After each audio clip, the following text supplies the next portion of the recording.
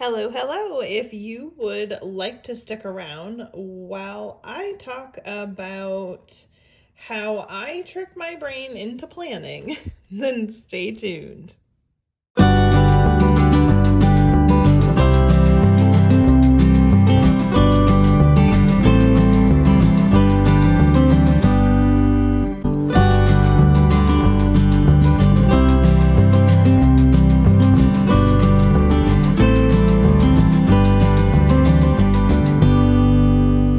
Hey guys, so today I really wanted to start out a new video series where I actually felt like I was doing something to help the community a little bit. So, when I say that, I guess I mean I just don't want like the same old videos all the time where it's like an unboxing or it's a look at my gorgeous planner. All of those things are great and wonderful, but I want to actually talk about and do some things that I really feel like are helping people struggling in the planning community. So that to me is just as important as all of the pretty things that we enjoy looking at. So today we are on my brainstorming route. I'm just going to show you really quick. I have a number of notes and I have a bunch of different pages that I have put together talking about different aspects of planning and such. And I really just wanted to go through some of this with you guys today. So today's journey is how I trick my brain into planning. So I know maybe that sounds kind of funny, and some people are like, what do you mean? How do you trick your brain into planning? Well, for me, my brain is not what it used to be. And the older I get, the worse it gets. But with that, as well as I have talked about in the past, I currently am still going through issues with having Graves' disease, which is a hyperactive thyroid, and that was caused from getting flu A as a hospital worker in 2017 and 2018. With all of that being said, I just don't have a tendency to, like, I could write all the things down all day long and then not actually even refer back to them and not use them. And then what's the point of writing all this stuff down if I'm late for an appointment anyway, or I miss an appointment because I can't somehow get my writing stuff down to equate to my brain saying, oh, yes, there's something we need to remember. So I've sort of just written down, let me see how many points. I guess 10 points of things on how I trick my brain into planning. Now, full disclosure, my brain is not your brain. And with that, some of these things may not be something that works for you, and that's okay because we all are wired just a bit differently, and that is a great and wonderful design. So, point one for me is pretty, okay? So, for me, what I have learned is that if it's pleasing to my eyes in one way or another, or if it, sparks a certain amount of joy, like this color and ostrich in general does. So, like this one, and y'all know that I am a huge purple fan, so anything purple. Those types of things help to spark joy for me. Now, it can be anything. If you are a gray lover, then there you go. If you are somebody that loves rustic leather, hang on, I have one of those. So if you're someone that really enjoys like a brown Maverick or, anything along those lines, then use that one thing to sort of draw you in so that you can, it's something that sort of like, when I have this set out on my desk, I don't know, it sparks joy. And so I'm like, oh, I want to use it. So I will tend to go towards something that sort of draws me in there. So look for one of those things, and it doesn't have to be an expensive leather planner either. It could be something as simple as a book.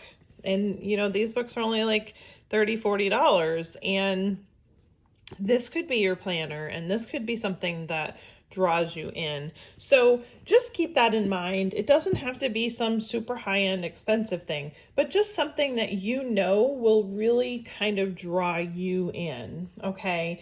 And it could be even so much as, just say you have a super plain outside, you can have a few things on the inside that draw you in. So having pictures of my family, this sparks so much joy for me that this really does, having stuff like this throughout my planner really does draw me in.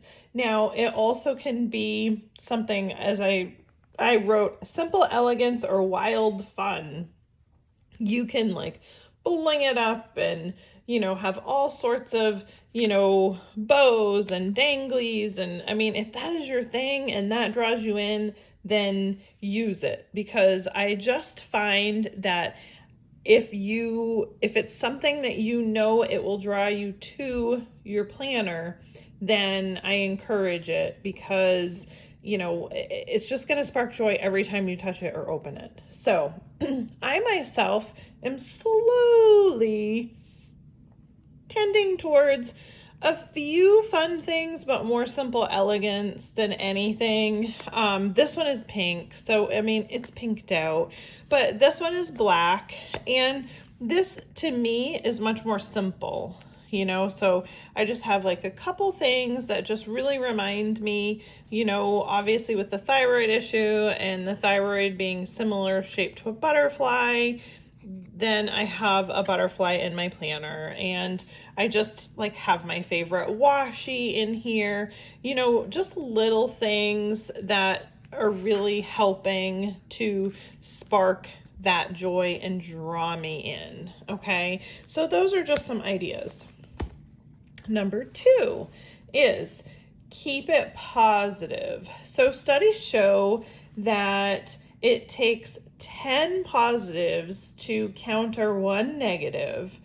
And so I suggest trying to use like inspirational or encouraging words or quotes to sort of be your own positivity cheerleader. So it really is true. If you have a lot of negative around your life, it drains on you and it draws you down. And I am not getting into some sort of, religious this or that or anything like that in this video. That's really not what I'm talking about. But for me, one of the things that helps really bring that positivity back is either scripture or, specific quotes. Like this really helps me, because, this was something my daughter gave me for Mother's Day quite some time ago. And this is a positive memory that I have. And so having this positive memory just brings me back to that moment when there was so much joy and so much happiness. And so putting stuff like that in your planner, to me, is definitely something that helps as far as, having that positive note and really just kind of giving you that boost that you need to kind of keep pushing through, because goodness knows right now, all of us need more positivity in our life. So basically, and I've talked about this before, I did a bunch of these cards with inspirational quotes for me that really speak to me. And again, do what works for you. There are plenty of ones that you can purchase, or if you have quotes that just really spark that positivity for you, then do the same thing that I did. These are business cards printed out through the Avery.com program online, and I just basically typed them out and then printed them on business cards. I'm just looking to see if I have, so I have some more. So there's one here, and then there's another one here. And so for me, having this stuff really just helps to counter that negative, and it really helps to inspire and encourage me. And sometimes, you have to be your own cheerleader a little bit. So there you go. Okay, number 3. And so number 3 is the old adage, KISS, K-I-S-S, and that's keep it simple. Instead of calling you stupid, I'm going to call you silly. So this is a tough one for me. I do have a tendency to go a little overboard. This one isn't like super overboard, but it's a lot, and there's a lot going on in there. So I do definitely have to sort of rein myself back in the keep it simple. And more importantly, I think, so some of the issues that I think we all run into, especially when you are doing a ringed planner. So there's just hundreds and hundreds of beautiful, gorgeous inserts out there. You can find an insert for pretty much anything, right? You could have, mood trackers, and you can have year in pixels, and you can have, exercise and food logs. And I mean, I'm just naming off some, but that's one of those things where there are so many. And I think that we all have great intentions when we're printing these things out and saying we're going to use them. And then a lot of times they just end up being blank pages inside of our planner. Oh, look at that. My exercise log is blank. Why is this? Because I haven't exercised. But I do have good intentions for this. But I guess what I mean by keep it simple is to really think about what are the things that are the most important for me to be tracking. What are the things that are going to make me the most productive? And so I have talked about this before in a prior video. I have, and I don't have it here. I'm looking. I don't, but hold that thought. Okay, so here it is. So basically, what I do is I go through and I really just lay out the things that are super important to me. Some of this has even changed. So, and that's okay. But basically what I do is I list out the things that I'm like, okay, I absolutely need these things in my planner. I need to be able to use them all the time. So I'm going to make sure that these are the types of things that are actually listed in my planner. Okay. Now, this particular one is definitely listed with a Stalogy setup, more on that like Bujo type of style. So this year it's going to be a little different for me since I am using the Wonderland 222, because it's literally a planner, y'all. It's laid out for me, and it has a number of the things in it that I normally would use. Okay. So, but you don't have to use this. You can use any kind of notebook that would work. You know, Stalogy's, I'm trying to think, 20, maybe somewhere in the 20-ish range. I will link it below in the description for my Amazon affiliate account, but I'm pretty sure that it is under $20 to just purchase one of these. And when you get them, they literally are just blank and you make them what works for you. Okay. So I got off on a bunny trail. Why am I not surprised by that? So basically, keep it simple. Just do the things that you know you absolutely need. Don't have all of these things in here that you don't think that you're going to use if you're not going to use them. So really, you can always start out smaller and work your way up to adding more things to your planner that you know you need. The more you use it, the more you're going to know what works better for you, and that's what's important. Okay, number 4. Accessibility, availability. So in order to be sure that I actually put something to paper, my planners have to be in a place that I can access them easily.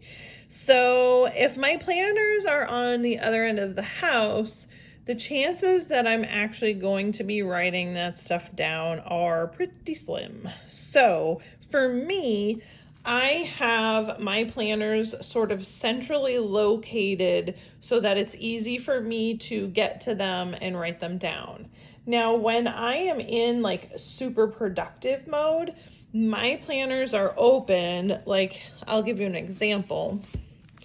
I've purged a bunch of these pages, but okay, so here's one.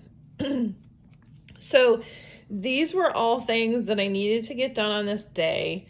So on this day, this sat out in front of, like, you know, near my kitchen or in an area where I knew it wasn't going to get spilled on, sat open so that I could keep coming back to it to make sure stuff got done. And as things got done, I just highlight mine off. You can do whatever works for you. But if I didn't get it done that day, I would just port it to the next day and the next day and so on and so forth. Like this one, calling the orthodontist, is at the end of the week because I haven't done it all week long. Pitiful. So anyway, that's that. So accessibility is important for sure. Okay. Now, with that, number 5 leads me into pretty planning. Now, when I say pretty planning, I'm not talking about stuff like this and stuff like this and stuff like this. I'm talking about the people that don't write in their planners because they're afraid they need to have like perfect handwriting throughout their whole planners. And I mean, y'all, you've seen it. You've seen those planners out there where it literally looks like somebody is doing calligraphy on every one of their pages and they're spending so much time doing it and they just can't. It's almost like they don't want to ruin their planner by writing chicken scribble like this is. And so a lot of times they just won't write anything because they're nervous that they don't want to ruin it. Ladies and gentlemen, use your planners. That's what they're for. Don't worry about whether or not they look pretty. Don't worry about whether or not they're Instagram worthy or Facebook worthy. Because you know what? At the end of the day, who flippin' cares? This is about what you do to make your life more productive. It doesn't matter if your pages aren't perfect and you can't take this gorgeous picture and plaster it all over Instagram. People will respect you more for literally slopping it down and showing them your process versus having this like perfectly written plan. So don't get into that trap. Try and just push through and just use what you have to. If you are just so OCD about it and you absolutely cannot do it, then do this, okay? Hang on, I'm getting out a piece of paper here. Use a sticky note, write on your sticky note, put it on your page, scribble what you have to scribble, and then transfer the scribble onto the page you meant to write it later if you absolutely have to. But I wouldn't even waste my time. I mean, I have some notes, but most of the sticky notes that you'll see on mine are from things that say I was somewhere else and I wrote it down, and then I just literally stuck it on the page so that I knew where to find that sticky note later. That's it. So the next thing, now this is especially for the girls that do timed planning. Okay, so I'm gonna just use, even though it's not, there's nothing in here yet, I'm going to use this as an example because this planner shows timed planning. So, as you can see on the sides, there is hour increments, okay? And this is in military time, and it's from 7 a.m. to 11 p.m. at night. How do I know that? 25 years of working in the medical field. So, okay. So if you are literally one of those people that are blocking out every little thing that you're doing, you're blocking out all of your time, you're doing that. I watched an absolutely wonderful video by Allie Brown. She was, it was a course that she took, and she was talking about, time blocking and adding in like 15 minutes and stuff like that. All of that is great. It really is. But if you're not realistic about what you can get done in your time frame or in your day, all you're doing is setting yourself up for failure. So here is my suggestion. When you are time blocking, now, if you have appointments that, you have one at 9 and one at 11 and da-da-da-da-da, that's one thing. But if we're talking about getting 2 loads of laundry done and 30 minutes of reading and this, if this is too overwhelming, I can about guarantee you're not going to accomplish it perfectly every single day.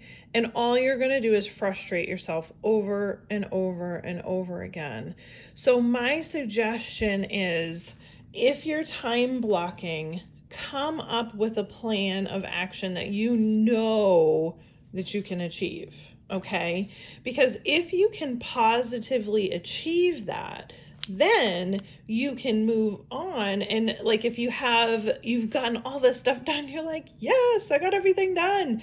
Then you have a time block and you can add more things to it and get some more stuff done. And I promise you that once you have found that you can be more productive on a day doing that, your future days will continue to be more and more productive.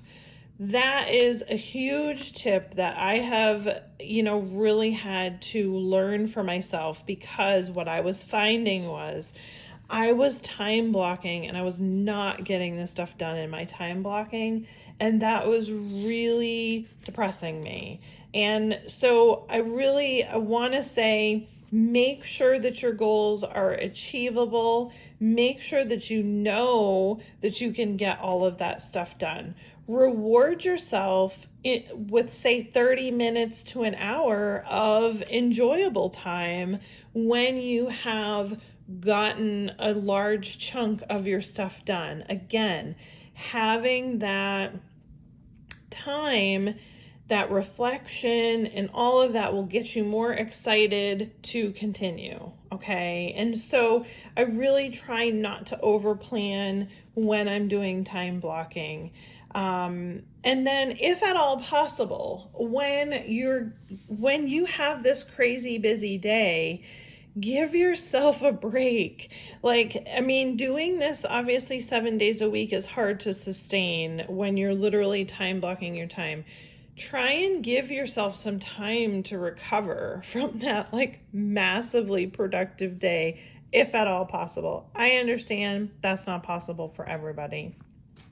Okay, number 7 is purpose to use what you have. Now, for a lot of us, this shouldn't be rocket science, right? I mean, we all have seen my studio stuff, and if you look at my studio stuff, you'll see that I have a lot of stuff. And I think we all do, between, stickers and labels and you just name it, washi tape, blah, blah, blah, blah, blah. We all have too much crap. Let's be honest. Let's just throw it out here on the table so everybody can see it. We have a lot of stuff in general. And so we really do. We need to purpose to use the stuff that we have more versus running out and buying yet another Happy Planner book that has how many stickers in it that are unused? This is just one example. You could have these books from Walmart. You could just have packs of stickers. Maybe you're not a sticker person. Maybe you are a stamp person. Or maybe you are a washi tape person. Let's all purpose to use the stuff that we have, because it's crazy the stuff that we accumulate for planning, and then most of the time we're not even using most of what we have. So this is a tip I need to use myself, and it's huge for me. I really have had to put the brakes and stop buying more of the things, because the things were overtaking me. And I know for sure, especially during this time, during dealing with COVID-19 and everything, depression is an ugly bear. And, it can give us that, buying stuff can give us that like momentary satisfaction feeling that sort of fills that void. But I can assure you there are other things that will fill that void a lot better, and buying the stuff is not one of them. So again, this is something I need to do a lot better at myself, and I'm working on it slowly. I still have my vices, and I'm getting there. I'm getting better. But Lord willing, he'll get me through. Okay, number 8. Ready for this one? This one's going to be a big whack, and I might get some ugly comments for it, but here it goes anyway. Stop competing. I said it. Walk away from the fear of missing out, FOMO. Stop competing with the planner people in the planner community. Okay, there is one thing about looking on Instagram and Facebook and YouTube and all of that stuff and seeing beautiful stuff. But planning isn't a competition. and like who has the better cover and who has the better inserts and who has the better stickers and who puts them better together and blah, blah, blah. Remember the big Hobonichi Weeks craze where everybody and their brother, and I've talked about this before, and I talk about it because it just sort of still makes me chuckle. Everybody and their brother needed a Hobonichi Weeks.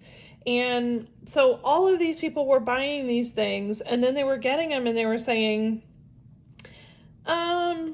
just doesn't work for me. It's too small, or it's too this, or I don't like the paper, or, whatever. And it's one thing if you're just trying it, right? Because you want to see if it will work for you. But it's another when you've had a Hobonichi before and you know full well that that darn thing does not work for you, but yet you keep purchasing them because you see that it's working for everybody else. Stop the competition, okay? Do what works for you. That's what this should be about. This isn't about, hey, I want to make my stuff look like Heather's because I think hers is really pretty, but this and this doesn't work for me. Do what works for you. If this works for you, that's great. But if it doesn't, then you need to do what does work for you and stop worrying that it's not going to be perfect. Stop worrying that it's not going to be as pretty and Instagram ready as somebody else's. Just be you, okay? You do you. That is what's important. And if for some reason, you just struggled too much with the whole FOMO thing, give yourself more of a break from social media.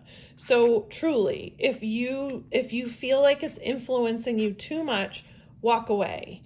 And I'm not saying you need to do it forever. I'm just saying give yourself a day or 2 days or what have you, and you will start finding that you're not needing to make your planner the way everybody else makes theirs. So that, and then, we'll get on the you don't need an expensive planner to plan. That's another video.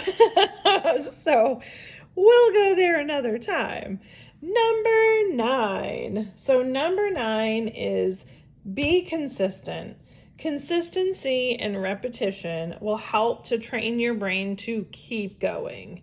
So I do find, and you don't need to necessarily, this is empty, I'll tell you, but you can create yourself a morning routine, okay? Or you can, do I have a nightly one here? I know I have one, I just probably don't have it printed. But you can create a routine, and I'm pretty sure I have one that says evening. So you could do it in the morning or you can do it in the evening. Plan out what you're going to do every day to keep that consistency going. Now, the more you look at it and the more you train your brain, this is what I do this time, this is what I do this time, this is what I do, da da da. The more you do that, the less you're going to need something like this, okay? I like this because it does sort of help me get an idea when I'm trying to change my routine. I'm trying to get out of one that may not be very good for me. And so there you go. Okay, so consistency and repetition. Finally, because this video is crazy long, what else is new? Number 10, purpose to be thankful.